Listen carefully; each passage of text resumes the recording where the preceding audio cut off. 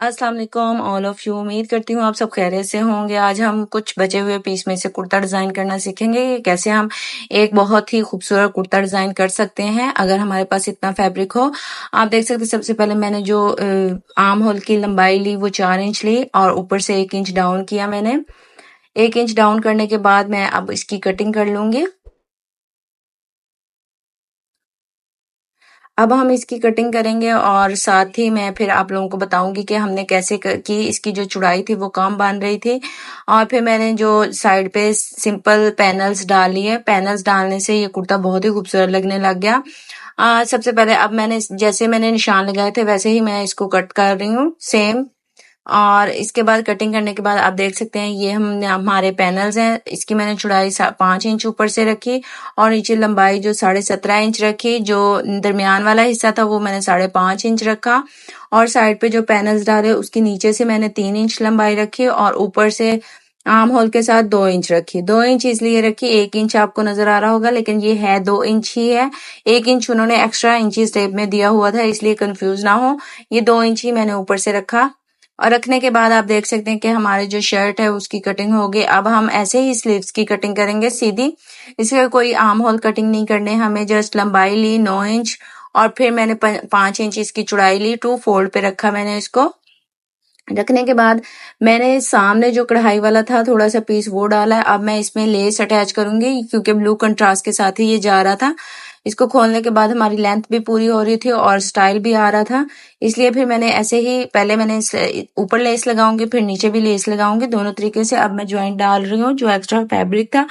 फिर आगे से मैं इसको फोल्ड करूंगी। फोल्ड करने के बाद हम इसकी जो है लेस लगाएंगे इसको।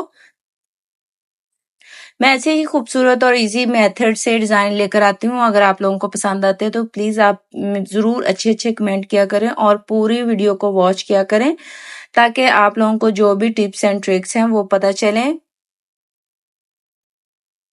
ऐसे ही हम दूसरे बाजू को भी फोल्ड करेंगे और फोल्ड करने के बाद हम इस पे लेस अटैच करेंगे।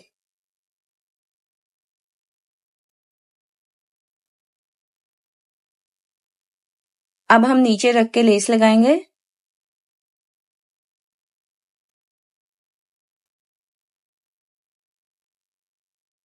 लेस थोड़ी सी स्लिप हो रही थी, आप भी आहिस्ता से और ध्यान से लगाइएगा। ऐसे ही हम लेस कंप्लीट करने के बाद जो पैनल्स हैं वो हम इसकी दूसरी साइड पे जिधर आर्म होल अटैच करेंगे वहां पे हम दोनों पैनल्स लेफ्ट एंड राइट जोड़ लेंगे। जोड़ने के बाद ऐसे ही दूसरे बाजू को भी लेफ्ट एंड राइट जोड़ेंगे। अब जो दरमियान वाले पैनल्स हैं उनको हम रखेंगे ऊपर नीचे और नेकलाइन कटिंग करेंगे। नेकलाइन कटिंग करने के बाद हम एक फ्रिल रेडी करेंगे और जस्ट हमने जैसे नेकलाइन कटिंग करेंगे सिर्फ उसके ऊपर रख के हम अटैच कर देंगे। आप देख सकते हैं कि मैंने 2 इंच उसकी जो चौड़ाई है वो 2 इंच रखी। 2 इंच रखने के बाद जो उसकी लंबाई है वो मैंने 3 इंच रखी। 3 इंच रखने के बाद अब मैं इसको स्क्वायर बना लूंगी। स्क्वायर करने के बाद अब मैं इसकी कटिंग करूंगी।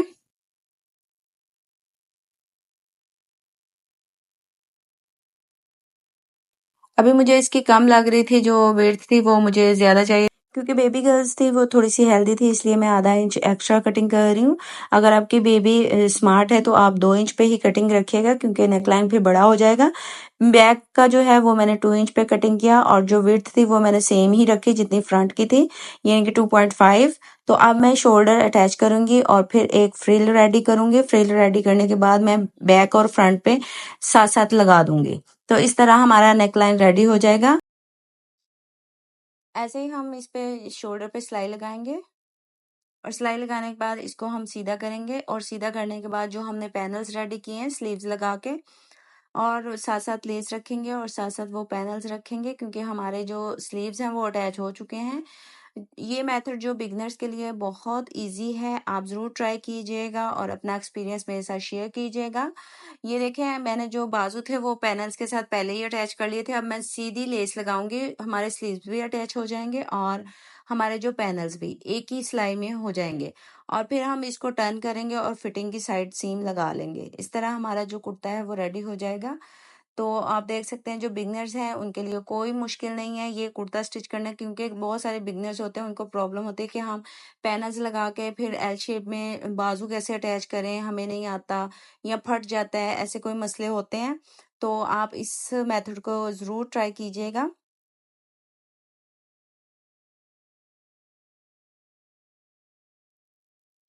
अब हम साथ-साथ लेस रख रहे हैं और साथ-साथ सिलाई लगा रहे हैं, क्योंकि मैंने जो मिड था वो निकाल लिया था स्लीव्स का, वो हमारे शोल्डर के बिल्कुल मिड पे आना चाहिए जहाँ पे हमने सीम लगाई है। इस तरह हम जो है शोल्डर वो मिड इसलिए निकाला है कि बिल्कुल जो मिड है हमारा कट लगा हुआ वो बिल्कुल शोल्डर पे आए।